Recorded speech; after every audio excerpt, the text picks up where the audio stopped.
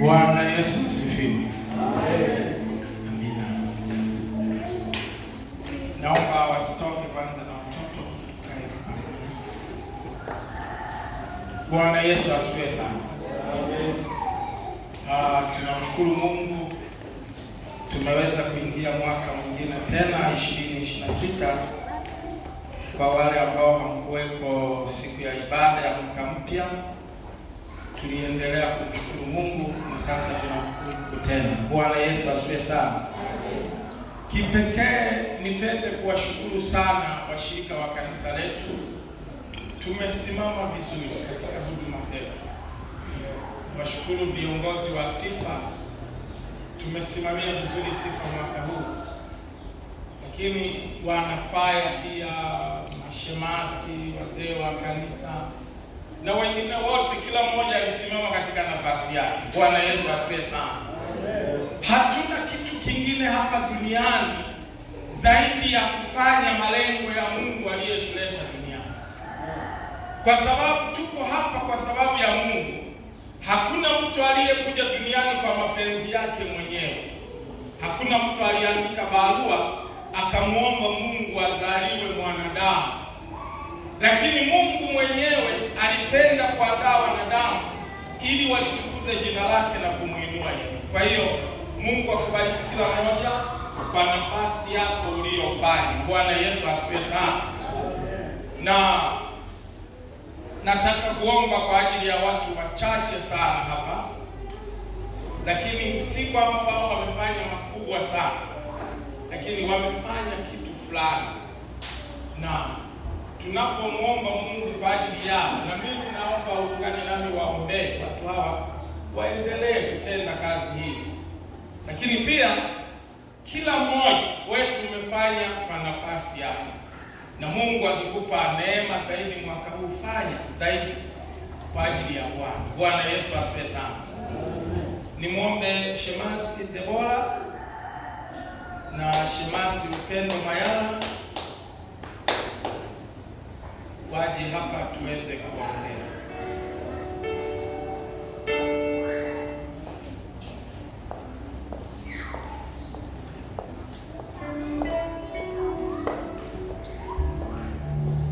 Naomba pia kupigia magoti hapa. Toa hati kwenye viti vyetu.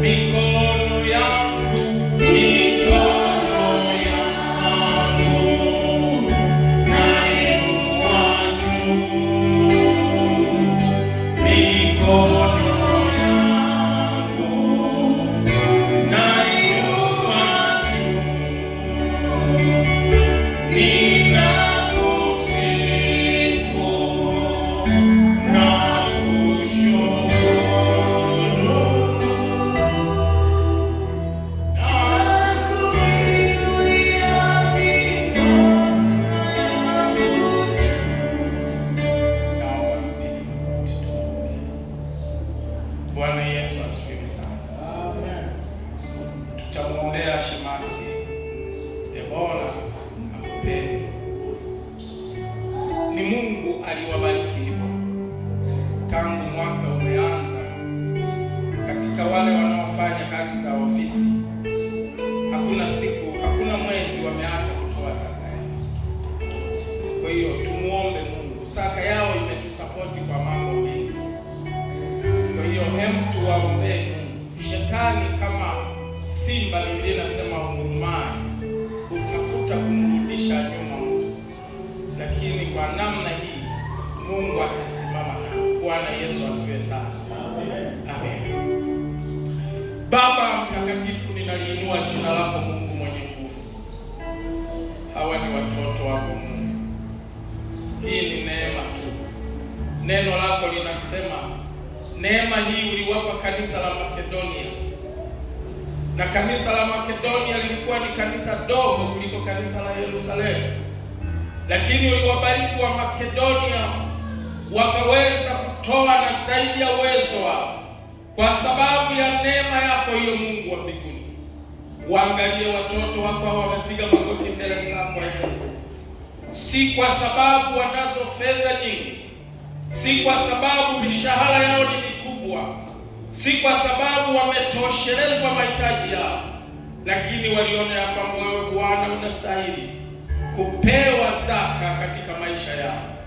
Neno lako linasema ya kwamba fedha si muhimu, muhimu ni moyo wa mwanadamu ambaye anayo fedha. Walipopokea fedha zao wakaona ni vyema wakupe Mungu wa mbinguni. Naomba sasa umzingire kwa wigo wako wa moto, neema yako ipitayo neema zote imtunike. Ninasimama kinyume na kila namna ya watu wabaya wanaomzunguka, kila namna ya maneno mabaya na kila namna ya kazi mbovu zinazoweza kutendwa juu yake. Ninazikataa na kuzifunga kwa jina la Yesu Kristo. Roho Mtakatifu mwatamie Bwana kwa neema kubwa ambayo umemnemesha Bwana, akajifunza kukuhofu wewe, ukaendelea kumnemesha na kumwinua Mungu wa mbinguni, ukaendelea kubariki kazi yake ya ofisini, ukaendelea kubariki mipango aliyonayo, muondolee roho za vikwazo njiani. Wewe ni Mungu peke yako, wanemesha wanadamu na wakakukumbuka wewe. Amekukumbuka kwa neema uliyomnemesha Bwana. Endelea kumbariki na kumtendea mema. Milango mipana ifunguke, milango ya mashariki, kusini na magharibi na kaskazini iachilie baraka juu ya maisha yake. Endelea kumlinda na kumtunza katika maisha yake, Mungu wa mbinguni.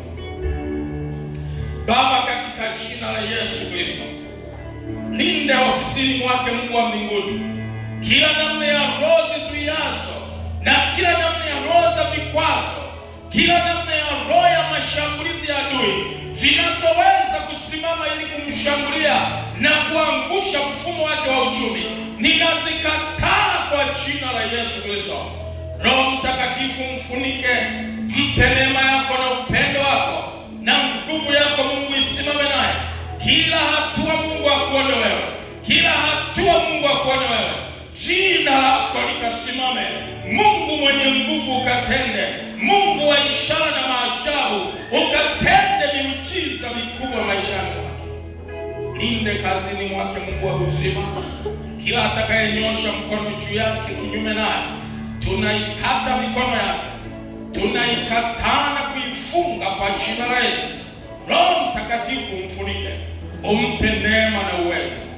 Linde wajoli wako hawa, Mungu wa mbinguni, wape kuitenda kazi yako, maana umewapa neema ya pekee ya kuona mkono wako uliounyosha. Kila wakati Mungu siwapungukie, waione neema yako, katika jina la Yesu Kristo uliye Bwana na Mwokozi wetu. Amen.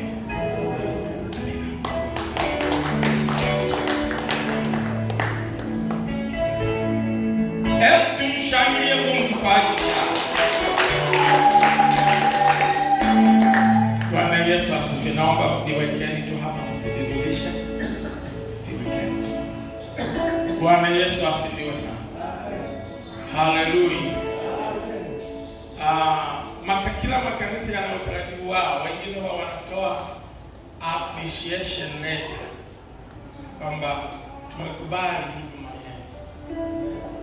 Kwa hiyo tukimpongeza mmoja wetu tujisikie vizuri, amefanya vizuri kwa nani? Kwa Mungu. Kwa Mungu. Jamani, wote tulipata hela mwaka huu, lakini wao wakaona Mungu wetu anahitaji kukirimiwa kila alichopewa. Wakaona 10% ni ya Mungu. Na wengine wapo wametoa wengi tu. Sio kwamba wengine hawakutoa hapa, lakini hawa wana ule moyo wa endelevu, yaani ule wa kila siku, moyo wa endelevu. Kuna mwingine anatoa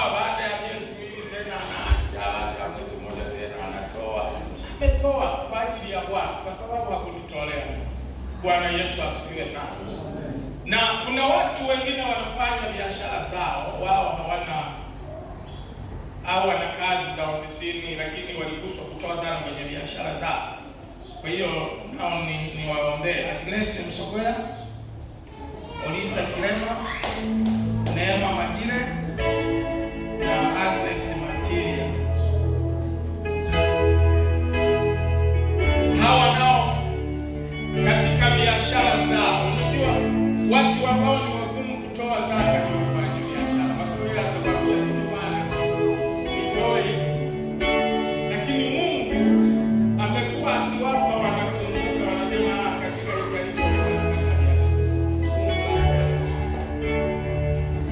naomba kanisa tuwaombee ili wakaendelee kufanikiwa katika biashara zao. Tunataka wafanye mambo makubwa zaidi kwa ajili ya kazi ya Mungu. Mungu akiwapa biashara kubwa watafanya mambo makubwa sana. Naomba tupige.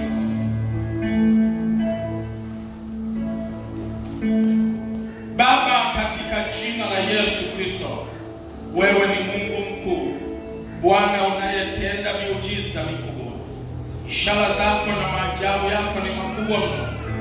Asante kwa ajili ya upendo wako mwingi na makusudi yako makubwa kwa watoto wako hawa. Umewapa kazi zao za mikono, wanazo biashara wanazozitenda, Mungu wa mbinguni, lakini wakati wote unapowabariki wamekumbuka kutolea sana. Bwana wa mbinguni, zinyoshee mikono kazi zake, endelea kumbariki kwa namna ya pekee.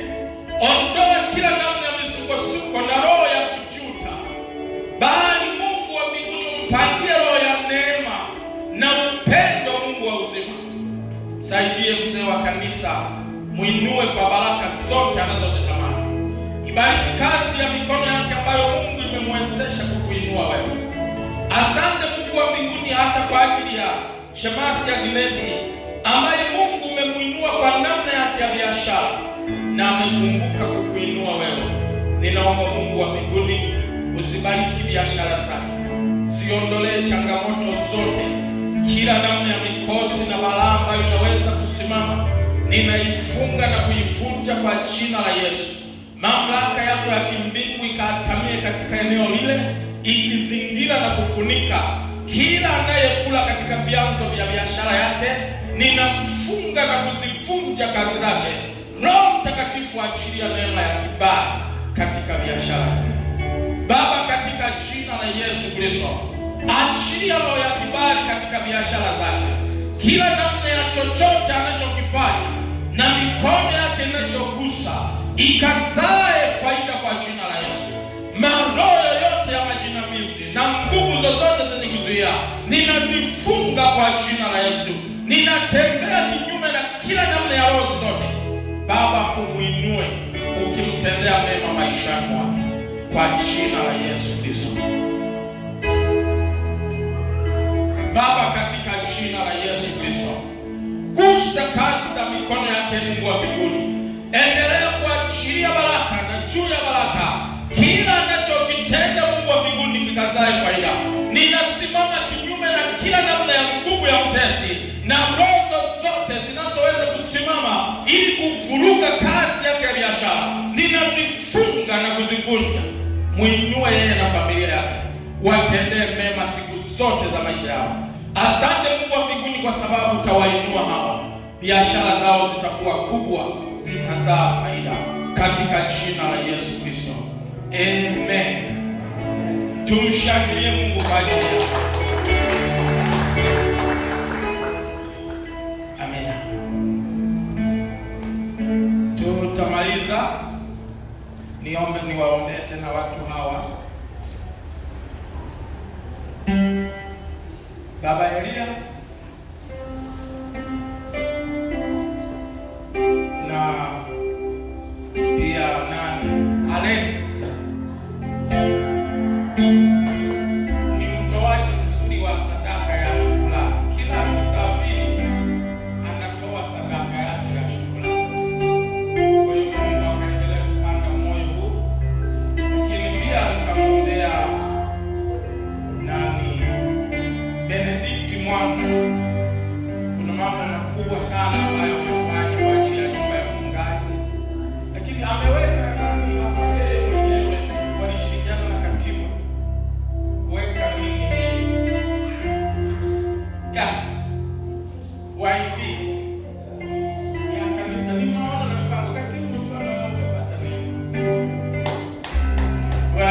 asifiwe sana. Jamani, watu wakifanya mazuri kwa ajili ya kanisa letu, tuwape nini? Tumshukuru Mungu kwa ajili yao. Kwani kuna mtu alienda kuwaomba nyumbani kwao, lakini wao wenyewe waliamua kufanya. Kwa hiyo nataka niwaombee watu hawa ili Mungu aendelee kuwapa neema, mpango wake mkubwa ukaendelee kusimama. Tuombe. Wanaweza kupiga magoti. Baba Elia hatakinani. Baba, katika jina la Yesu Kristo, asante kwa ajili ya mjoli wako huyu Mungu. Wewe ni Bwana, unajua moyo wake, umejua fikira alizo nazo, unajua hata namna anavyokupenda, unajua hata namna ambavyo amejitoa mbele ya madhabahu yako. Bwana wa mbinguni, endelea kumbariki na kumtendea mema. Zibariki biashara zake, Mungu wa mbinguni. Fungua milango iliyo mipana katika maisha yake. Anatamani kufanya zaidi, lakini Mungu, kwa pale ulipomwezesha ndipo alipotenda na ndicho anachofanya. Mungu wa mbinguni, endelea kuachilia baraka zako juu ya maisha yake, ukimbariki kwa namna zote na mkono wako ukiambatana. Asante Mungu hata kwa ajili ya Benedikto ambaye Mungu amekuwa akijitoa mengi kwa kanisa letu. Ametuwekea wifi ambayo watu wengi wanatumia, lakini amejitoa mambo mengi kwa ajili ya kuiwezesha ibada yetu kwa namna nyingi. Bwana wa mbinguni, endelea kumbariki, mtendee mema yeye pamoja na familia yake. Ibariki kazi yake, Mungu wa mbinguni. Wewe ni Bwana ambaye umembariki, na hata yeye akaona ni vyema kuendelea kukubarikia wewe. Kazi zote azifanyazo zikastawi mikononi mwako. Kila namna ya baraka anazozihitaji zikamwijilie kwa mkono wako, Mungu kambariki. Asante hata kwa ajili ya neno, Mungu wa mbinguni. Mfungulie milango iliyo mipana, zifanikishe safari zake zote. Baraka zako ziambatane naye kila anakopita, kila anakokwenda. Mkono wako usimpungukie. Baraka zako Mungu ziambatane naye, na anaporudi na kuingia mahali hapa, Mungu endelea kuwa pamoja naye ukimtegemeza, kwa jina la Yesu Kristo. Baba, ninakushukuru hata kwa ajili ya katibu wa kanisa letu. Endelea kumpa mipango na maono makubwa. Endelea kumbariki na kumtendea mambo mema. Kila hatua Mungu akakuone wewe, kila wakati Mungu akakuinua na kukushangilia daima. Bariki kazi zake, usifanikishe, mpe kufanya kitu kwa ajili ya madhabahu yako.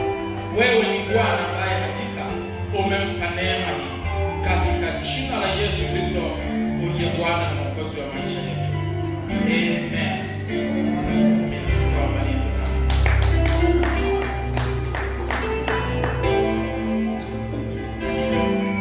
Bwana Yesu asifiwe sana. Jamani, kwa leo tunaishia hapa. Bwana Yesu asifiwe sana. Lakini kama nilivyosema, si kwamba hawa ndio wamefanya mazuri kuliko wengine. Watu wote mmefanya huduma vizuri, mmetoa fedha zenu nyingi. Hatuwezi kutaja, wengine mmechangia mpaka vyombo vya muziki, lakini tulitaka kufuata hiki ambacho Mungu amenielekeza. Bwana Yesu asifiwe sana. Basi tuendelee mbele.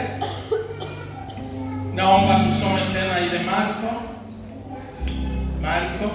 Watoto wanaweza kwenda sasa darasani kwa Marko sura ya 8.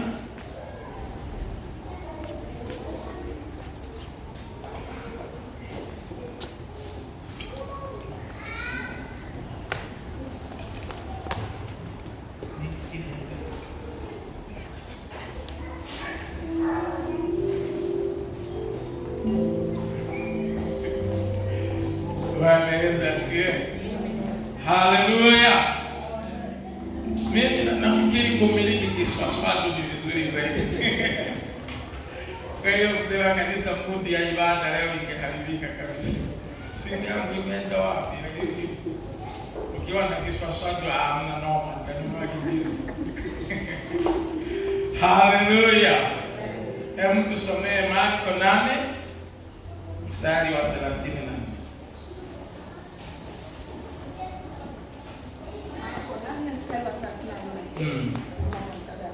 Amen. Akawaita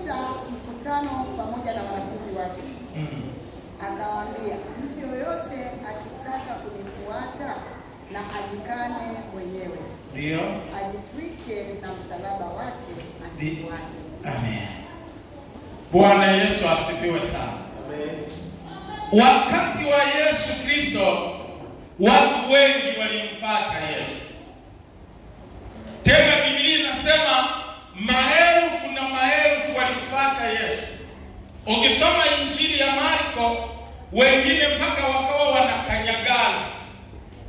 Ni wengi. Maana yake walikuwa ni watu wengi wanaambatana naye. Lakini Biblia inasema hivi, walikuwepo makutano na walikuwepo wanafunzi. Bwana Yesu asifiwe sana. Bwana Yesu asifiwe sana. Walikuwepo makutano, maana yake watu waliokuwa wanaandamana na Yesu, lakini shida ya makutano ilikuwa ni moja tu. Yesu akiwaambia jambo kwamba jamani, ni hivi na hivi, hawataki kupokea. Hiyo ndio tofauti ya makutano. Naomba tusome 6:6 Yohana, wanasema namba ya shetani. Yohana 6:6.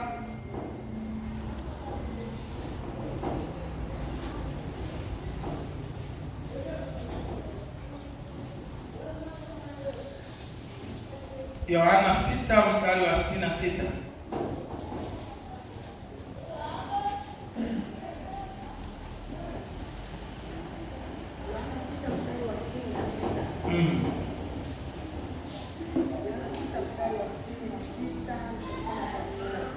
Amen. Kwa ajili ya hayo anzia 65. Akasema, ndio hiyo nimewaambia ya kwamba hakuna mtu awezaye kuja kwangu isipokuwa miongoni mwa wanafunzi wake wakarejea, ndio wasiandamane naye tena. Bwana Yesu asifiwe sana. Yesu alipokuwa anawafundisha wanafunzi wake na makutano mengi walikuwa wamekutanika, akawaambia hivi, imewapasa kula na kunywa damu yangu. Kwa hiyo wakati ule makutano wakasema, huyu naye ni nani? Sisi tunaweza kunywa damu yake? Sisi tunaweza kula nyama yake? Anasema kwa ajili ya mambo hayo watu wengi wakaamua kuachana naye, wakaamua kurudi nyuma. Kwa hiyo wakati ule, maana yake Yesu akawauliza wanafunzi wake, na nyinyi mnataka kurudi nyuma? Petro akasema, twende wapi Bwana? Kwa sababu kwako tumeona kuna maneno ya uzima. Bwana Yesu asifiwe sana. Kwa hiyo tofauti ya makutano na wanafunzi, makutano hawawezi kujifunza yale mambo magumu. Biblia inasema wanaweza kunywa maziwa lakini hawawezi kula nyama. Mtume Paulo akawaambia Wakorinto, nilidhani mmekuwa watu wazima, lakini kumbe bado mnahitaji maziwa. Maana yake watu wa makutano wako mguu kwa mguu na Yesu, lakini panapotokea mambo magumu hawawezi kufanya. Bwana Yesu asifiwe sana. Haleluya. Jamani, mwaka mpya tukisema ni mwaka wa nini huo? Ujumbe wetu ulikuwa unasemaje mwaka uliopita? Mwaka ulioanza huu, kuongozwa na Mungu. Bwana Yesu asifiwe sana. Kwa hiyo kuongozwa na Mungu ni jambo la muhimu kuliko kumfuata tu. Kwa hiyo walikuwa wakimfuata Mungu lakini hawako tayari kuongozwa naye. Kwa hiyo wakati ule wakaenda watu, na kwa sababu walikuwa hawako tayari kuongozwa na yeye, wakawa wanakataa.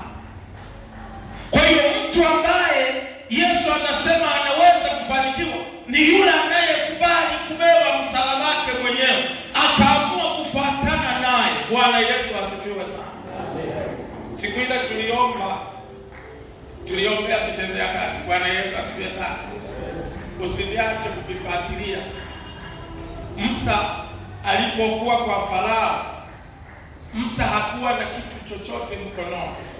Farao alikuwa na majeshi, lakini Musa alikuwa na nini?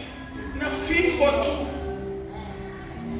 Aliweza kushinda majeshi ya Farao, aliweza kuvuka bahari ya Shamu, aliweza kuvuka mto Yordani akiwa na fimbo Bwana Yesu asifiwe sana.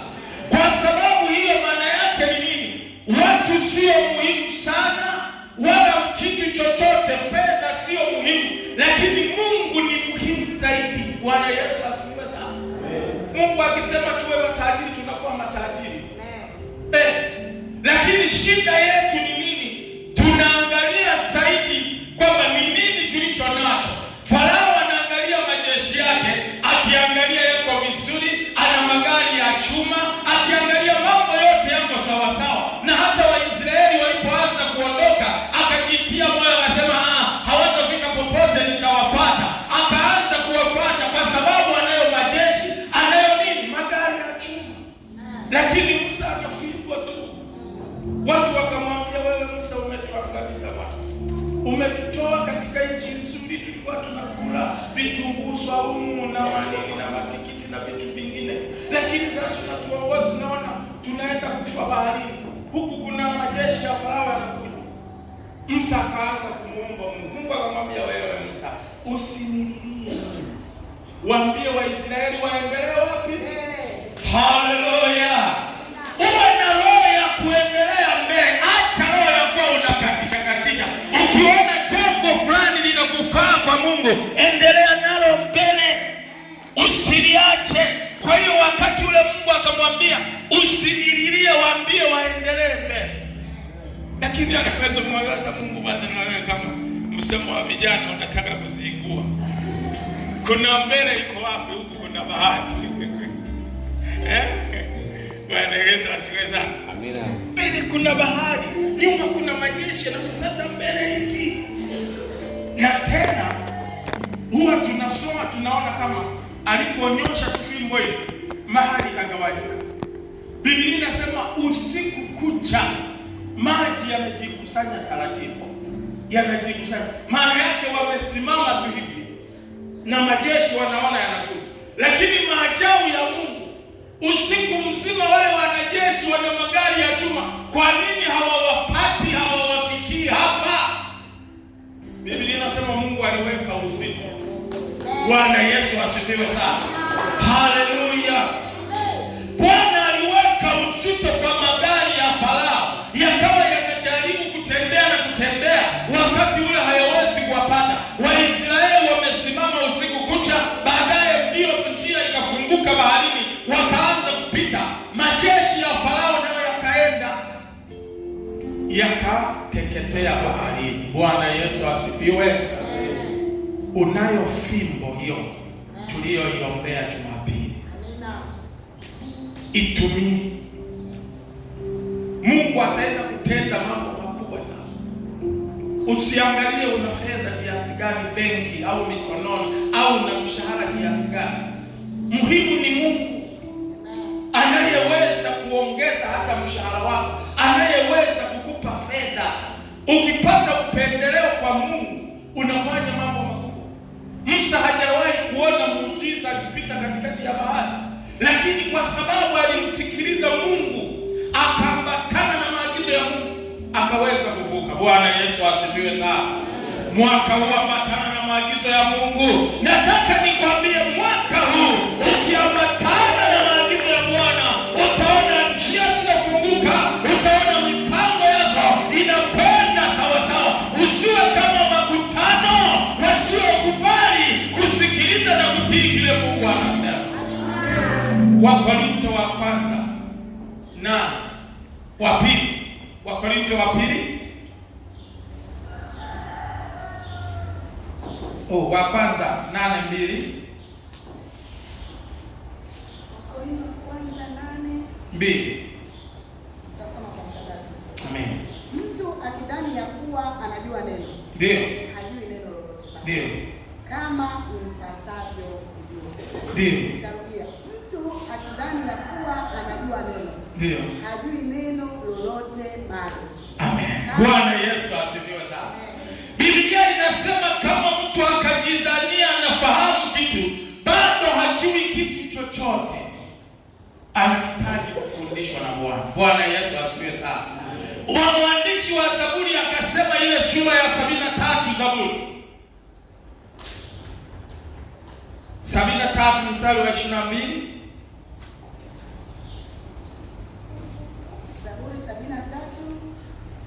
mstari wa 22 na kuendelea pale. Mstari wa 22 na kuendelea. Nalikuwa kama mjinga. Ndio. Sijui neno. Ndio. Nalikuwa kama mnyama tu. Ndio. Mbele zako. Ndio. Walakini mimi ni pamoja nawe daima. Amen. Bwana Yesu asifiwe sana. Anasema nalikuwa kama mjinga, nalikuwa kama mnyama asiyejua a e i o u, lakini nilipokuja mbele zako nilikaa hivyo. Maana yake si kwamba hajui, anajua mambo mengi, lakini anapokwenda mbele za Bwana anakuwa kama mjinga.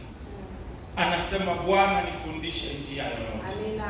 Haleluya. Amen. Anamwambia Bwana nifundishe njia yoyote, kwa sababu ukinifundisha wewe nitapata faida, lakini nikitumia akili zangu na ujuaji wangu nitapata hasara. Nataka nikwambie hivi, mwambie Bwana mwaka huu nifundishe njia yoyote ili niweze kupata faida, ili niweze kwenda na wewe, ili niweze kufanikiwa, kwa sababu Bwana akikufundisha unaweza kufanikiwa. Haleluya.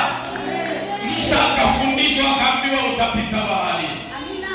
Hakuwa na maulizo, hakuwa na maswali, hakuanza kumhoji Mungu ya kwamba Mungu nitapitaje baharini na watu hawa. Akasema Bwana amesema nitapita, akaondoka akapita. Amina. Haleluya. Amen. Ondoa maulizo mbele za Bwana. Amina. Mwambie Bwana nifundishe njia yoyote. Amen. Nami nitatenda. Zaburi ya 32.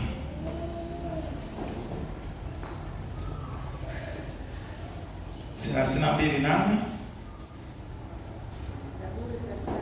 mstari wa 8. Nitakufundisha na kukuonyesha njia utakayoiendea. Nitakufundisha na kukuonyesha njia utakayoiendea. Nitakushauri jicho langu likikutazama. na jicho langu likikutazama. Bwana Yesu asifiwe sana. Haleluya. Biblia inasema nitakufundisha kwamba pita hapa, nitakushauri usifanye hiki, na jicho langu likikutazama. Bwana Yesu asifiwe sana. Mama Genesis, ukimtazama mtoto wako hivi anakimbia kwenye jiko la maharage, kwa hiyo nasema na wewe jicho langu halijaona, maana yake ndio utacheka au utakimbia haraka sana kumwokoa. Haleluya. Ndicho Mungu anachosema, anasema hivi, nitakufundisha njia ya kupita, lakini nitakushauri na jicho langu likikuangalia. Maana yake Mungu akikuangalia unapata kibali kwa Bwana. Adui zako hawezi kuachilia wakakutesa wewe. Adui zako watapigwa, Mungu atakuokoa, atakushika kwa mkono wake. Na tena Biblia inasema ukipata kibali kwa Bwana mambo mengi yatafanyika. Kwa sababu Mungu akikuangalia maana yake ataniona hata nguo ninazovaa. Amen. Atasema hata hizi sio za mtu wangu, nataka avae nguo za mtu wangu. Amen. Ataona chakula ninachokula, ataona fedha ninayopata, halafu atasema hii sio fedha ambayo inamstahili kupata, kwa sababu Mungu ameniangalia. Ulishawahi kuwatengea watoto wako wakati wanakula ukakaa pembeni unaangalia? Ndio. Lakini siku hizi kuna shida kidogo. Kwa kila mtoto bakuli lake, wote wanakawanyika kule chakula. Na ndio maana siku hizi hatuna namna ya kuwafundisha watoto. Zamani tulikuwa hata tukila wanaangalia, kama unakula mkono wako na wewe unafundisha mikono yako usipaka huko. Lakini siku hizi hakuna anayeangalia watoto wako. Ungelipata nafasi ya kuangalia watoto wako wanapokula wamekaa pale, Mungu angekupa kitu. Bwana Yesu asifiwe sana. Ungekiona chakula wanachokula, ungekifurahia au singekifurahia, lakini ungeweza kuona. Bwana Yesu asifiwe sana. Kwa hiyo Mungu wetu anatuangalia. Biblia inasema nitakufundisha njia. Maana yake makutano hawakuwa tayari kufundishwa. Wakati ule Yesu anawaambia atakaye kunywa damu yangu na kula mwili wangu, huyu ndiye atakuwa wangu. Wakasema nani anaweza kula nyama ya huyu mtu? Wataingia hata kusikia. Wakasema tuondoke. Wanafunzi wakasema sisi tutaambatana na wewe. Kwa sababu hiyo Biblia inasema Mungu akawaangalia. Walipokuwa anaangalia, baadaye Petro akamwambia, lakini Bwana, tumekufuata sana. Tumeacha wake zetu, mashamba na kila kitu. Naona kama tunaendelea kwenye hasara. Petro akaambiwa, hakuna mtu aliyeacha ndugu zake na watoto wake na mashamba yake ambaye hatapata mara 100 zaidi, ila na changamoto za duniani. Bwana Yesu asifiwe sana. Haleluya. Kwa hiyo mwaka huu kubali kuongozwa na Bwana ili ufuatane naye sawa sawa. Mfuatilie Bwana, utamani kuona atakufikishaje mwezi Disemba, ukaweze kuona na kuhesabu yale ambayo umefanya. Sio rahisi sana, lakini wakati mwingine tunahitaji kujitosa, inaitwa hivyo. Ukisoma Yohana 3, tunahitaji kujitosa. Wakati mwingine tunayo heshima. Ukianza hizi kidogo imekuwa na baraka kidogo. Zamani ukisema umeokoka unaitwa umechanganyikiwa, umekuwa kichaa. Siku hizi watu wanatafuta kuokoka, imekuwa heshima. Sikiliza mtu huyu. Anzia mstari ule wa 5. Yesu akajibu, amini amini nakuambia, mtu asipozaliwa. Anzia mstari wa kwanza. Basi palikuwa na mtu mmoja Mafarisayo, jina lake Nikodemo, wa Wayahudi. Huyo alimjia usiku akamwambia, Rabi, twajua ya kuwa mwalimu umetoka kwa Mungu. Kwa maana hakuna mtu awezaye kuzifanya ishara hizi uzifanyazo wewe. Amen. Bwana Yesu asifiwe sana. Nikodemo sifa yake ni mtu mkuu wa Mafarisayo, watu wenye heshima katika Israeli, lakini ni mwalimu wa sinagogi. Ili aweze kufanikiwa lazima aivunje mipaka hii. Kumbuka Yesu ni kijana tu, ana miaka 30 sasa, ameanza huduma yake pale Yerusalemu. Hawa ni wazee wa dini ya Yerusalemu. Leo mzee wa dini ya Yerusalemu ya Wayahudi anaamua kuambatana na mtu huyu, anaenda kumtafuta usiku ili asionekane na watu wengine. Akamwambia, mwalimu mwema, nimeona umetenda mambo ambayo mwanadamu wa kawaida hawezi kutenda, ambayo hakuna mtu ambaye hajatoka kwa Mungu anaweza kufanya hayo. Lakini Yesu akamjibu akamwambia, imekupasa uzaliwe mara ya pili. Akasema, ninaweza kurudi tumboni mwa mama yangu tena katika umri huu na uzee huu? Yesu anashangaa, anamwambia Nikodemo, wewe ni mtu mkubwa, mwalimu wa dini ya Wayahudi ambaye umesoma maandiko miaka na miaka, hulijui neno hili? Sijui Bwana. Haleluya. Angeweka kaujuaje, akasema ninayajua, lakini ninataka tu wengine nao wajifunze. Bwana Yesu asifiwe sana. Ulishawahi kuona watu kanisani wanasema hivyo? Mimi kila ninajua, lakini nilikuwa nauliza tu na wengine wapate. Nikodemo akasema, ndio Bwana, sijui. Yesu akamwambia, sasa imekupasa uzaliwe mara ya pili. Alikubali kuvunja mipaka. Bwana Yesu asifiwe. Haleluya. Ili kufuatana na Yesu inakubidi uvunje mambo mengine ambayo unaona yanaweza kuwa kizuizi. Kuna watu wengine wanaweza kukuzuia kwa sababu umeambatana nao. Inawezekana ni wafanyakazi wenzio, inawezekana ni marafiki zako, inawezekana ni watu wasiokutakia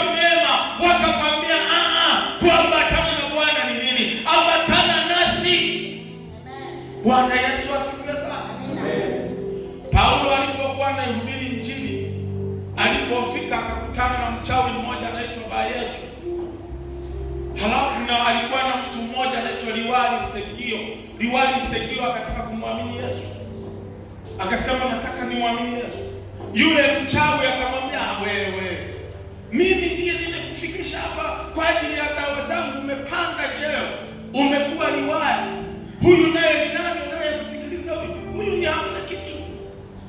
Mtume Paulo, Biblia inasema akakasirika, akaona wivu, akamwambia, wewe mwana wa uovu, usiacha kuzipotosha njia za Mungu.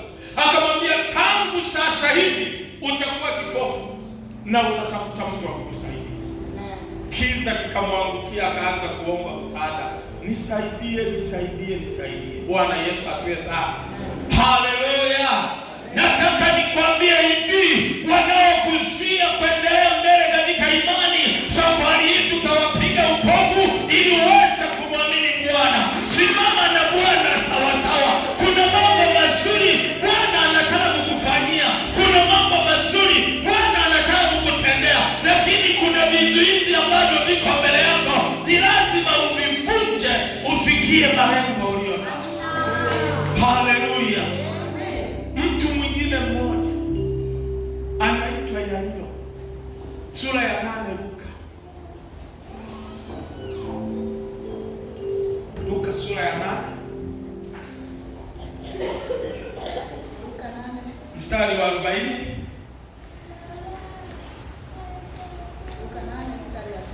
Ndio. Basi Yesu aliporudi, mkutano ulimkaribisha kwa furaha. Ndio. Maana walikuwa wakimngojea wote. Ndio. Rudia tena. Basi Yesu aliporudi, mkutano walimkaribisha kwa furaha. Mkutano, watu wengi walimkurahisha kwa furaha sana. Maana walikuwa wakimngojea wote. Wote walikuwa wanamsubiri Bwana. Watu wengi wanamsubiri Yesu. Na tazama, mtu mmoja akaja, jina lake Yairo. Naye ni mtu mkuu wa masinagogi. Ndio. Akaanguka miguuni pa Yesu. Ndio. Akamsihi aingie nyumbani mwake. Ndio. Kwa kuwa binti yake yu katika kufa. Haleluya. Bwana Yesu asifiwe sana. Watu wengi walikuwa wanamsubiri Yesu, lakini aliyepata kuguswa na kutaka kuona matendo makuu ya Mungu alikuwa ni Yairo tu. Kati ya makutano wote waliokuwepo pale, wanasema wanamsubiri, lakini Yairo alipomwona, tena Biblia inasema Yairo alikuwa ni mkuu wa sinagogi, mtu mwenye heshima, lakini kulikuwa na shida nyumbani mwake. Kwa hiyo wengine wapo wanataka kumwangalia na kushangaa vitendo vyake na miujiza yake, lakini yeye akamwambia, Bwana, uingie nyumbani mwangu, binti yangu anaumwa. Yesu akamwambia, nitakwenda pamoja nawe. Amina. Wakaanza safari. Wakiwa njiani, mstari wa ngapi tena? 49. Alipokuwa akinena hayo, alikuja mtu 47. Yule mwanamke alipoona ya kwamba hawezi kusitirika, akaja akitetemeka. Ndio. Akaanguka mbele yake, akamweleza mbele ya watu wote sababu yake ya kumgusa. Amen. Bwana Yesu asifiwe sana. Wakati wanaenda nyumbani kwa Yairo, mwingine tena katika mkutano, mama mmoja aliyekuwa anatoka damu kwa muda wa miaka mingi akatamani kumgusa Yesu, akamgusa, akapona. Hii ni safari ya kwenda kwa Yairo, mkuu wa sinagogi. Wakati wanaenda kwa Yairo, mstari wa 49, maana yake mtoto wa Yairo anaumwa. Wale ndugu na wageni wengine waliokuwa wamekuja kumfariji na wengine na walozi wachawi waliokuwa wamemloga walisemaje? Wakasema, huyu amemwacha mtoto, ameenda kwa Yesu. Ameenda, nakwambia atakoma, atajuta safari hii, atajuta. Maana yake kikarushwa kitu kizito zaidi. Bado hawajafika, wanaye Yesu wake kula, anaambatana naye, anafuatana naye Yesu. Baadaye habari zinakuja, mstari wa 49, Alipokuwa akinena hayo, alikuja mtu kutoka nyumbani kwa yule mkuu wa sinagogi. Ndio. Akamwambia, binti yako amekwisha kufa. Usimsumbue mwalimu. Kuna shida gani unaendelea kumzonga mwalimu? Wamesharusha kizito, ameshakufa tayari. Haleluya. Bwana Yesu asifiwe. Maana yake wanasema atajuta huyu. Hata wao wanataka nikwambie hivi, wakati wao unaacha kwenda kwa waganga, unamfuata Yesu, wengine wanasema atajuta huyu kwa sababu hatapata chochote kwa Yesu. Nataka nikwambie hivi, Yesu akamwambia Yairo, wapuuze hawa, hamna kitu. Haleluya. Maana mtoto ameshakufa kweli, ukiangalia bahari ya kawaida, kuna kitu kingine kitaendelea. Yanatakiwa mazishi tu, maandalizi ya mazishi. Baba, mtoto ameshakufa, acha kumsumbua mwalimu, rudi kaandae mazishi, watu watakusubiri. Yesu akamwambia mpuuze, wapuuze hao. Usiogope, mwanao atapona. Haleluya. Wameondoka, wameenda kwa Yairo, wamefika nyumbani kwa Yairo. Yesu akawa ameingia, akawaambia hakuna kuingia mtu hapo. Haleluya. Kwa nini wanakatazwa? Unajua kuna watu wanaweza kaona wanakupa kampani nzuri, lakini kumbe wanaonekana mbele za Mungu ni wachawi wako wewe. Yesu akawaambia, utaingia wewe Yairo na mke wako tu, hawa wengine tawanyikeni hapa, hapana msiba, mtoto amelala tu. Wakasema amechanganyikiwa. Aliyemfuata Yairo amechanganyikiwa, akaenda kumleta aliyechanganyikiwa zaidi. Kwa hiyo wameongozana watu waliochanganyikiwa. Yairo aliyechanganyikiwa, mtoto amekufa. Yesu aliyechanganyikiwa anasema amelala.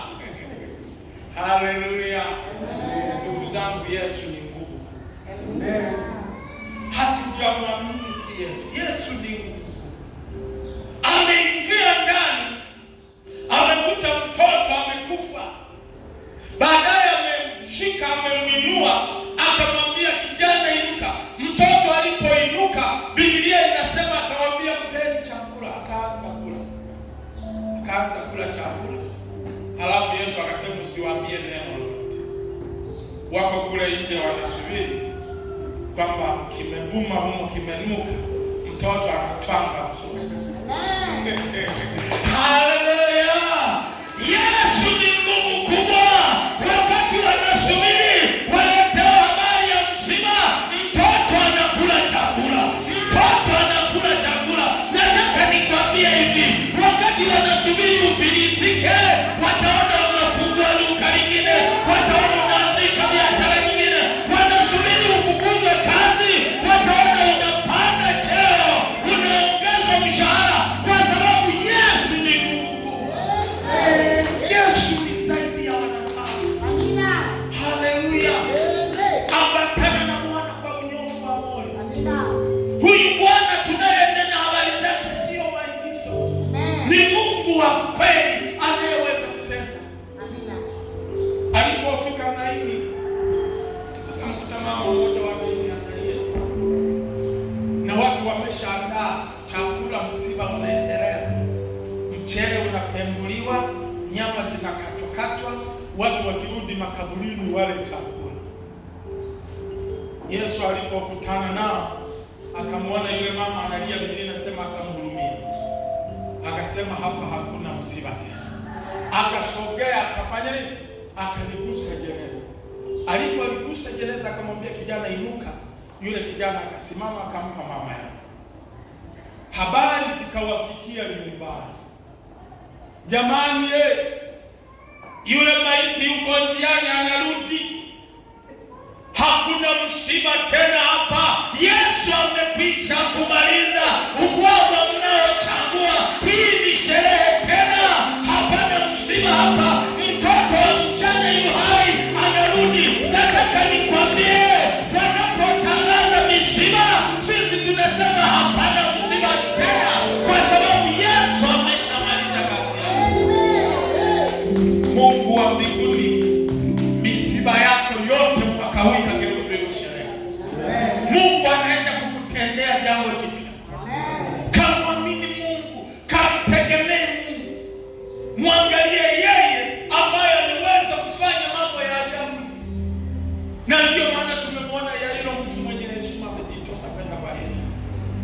lakini wewe unakatishwa tu na marafiki zako na ndugu zako, wanakuvunja moyo, wanasema kwa nini umeokoka? Hawajui siri hii, hawajui uweza wa Mungu na nguvu zilizo katika jina la Yesu. Simama na jina la Yesu. Bwana Yesu asifiwe sana. Tembea kwa imani, mwangalie Mungu.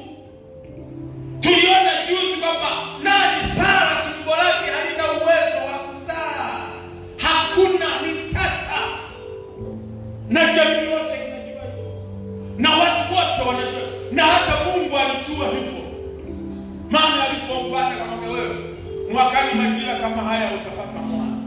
Hata Sara akacheka. Biblia inasema tumbo la Sara likapewa uwezo wa kupata mtoto. Tumbo lisilokuwa na uwezo likapewa uwezo. Mara nyingi sana tumejidumaza sisi wenyewe kwamba pale tunapoona hatuwezi, tunaona hatuwezi.